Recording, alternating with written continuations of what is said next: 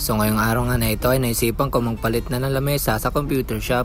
Dahil kung mapapansin nyo mga boss, konting galaw mo lang ay umaalog ka agad ito at nadadamay na pati ang monitor. At baka masira pa nga ito dahil sa sobrang alog niya nga talaga. At kinabukasan nga mga boss ay dali-dali akong pumunta sa hardware para makabili dito ng mga kakailanganin ko sa paggawa ng lamesa. At ang kailangan ko lang nga mga boss ay plywood at tinignan ko ito kung kasya ba o kukulangin. At sa tansya ko nga mga boss ay okay na nga ito at binayaran ko na kagad. At sinamahan ko na nga rin ng pintura at paint thinner. At dito pauwi na nga kami mga boss at habang naghahantay maya nga ay dumating na yung pinadeliver namin mga boss.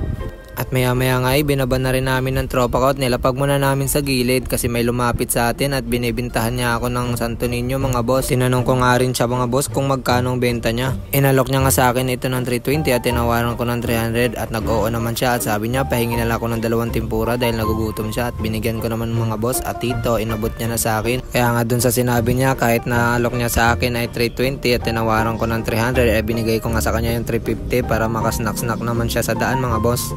Dahil hindi nga rin biro ang maglako mga boss, lalo na sa ganito kainit na panahon. Kaya saludo nga ako kay kuya dahil lumalaban siya na pata sa buhay. Yung hindi na iniisip ang pagod at init para lang may pakain sa pamilya.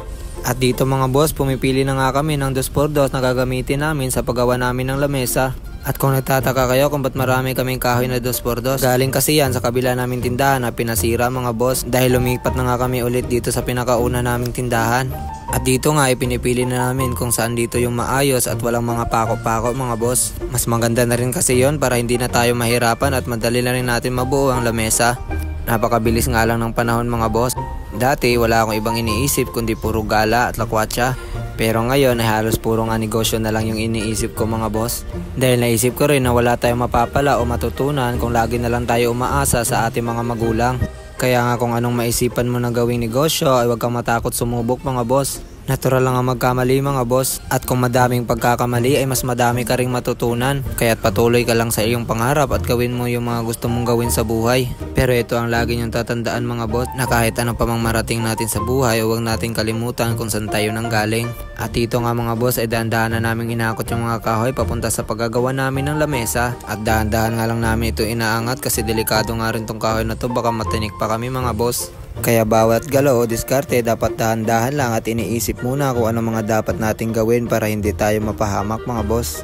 At dito nga ay nakarating na kami sa aming paggagawa ng lamesa at dyan na rin namin pinasok yung plywood kanina na binuhat-buhat namin mga boss. At inayos ko na nga rin ito para masigurado namin na hindi abala ito sa daan. At sa puntong to na pag-isip-isip ko nangahapon na nga rin mga boss at bukas na namin ito gawin. Kaya kung na-inspire ka sa video na to, paki-like, share and follow at hanggang dito na lang mga boss. Paalam!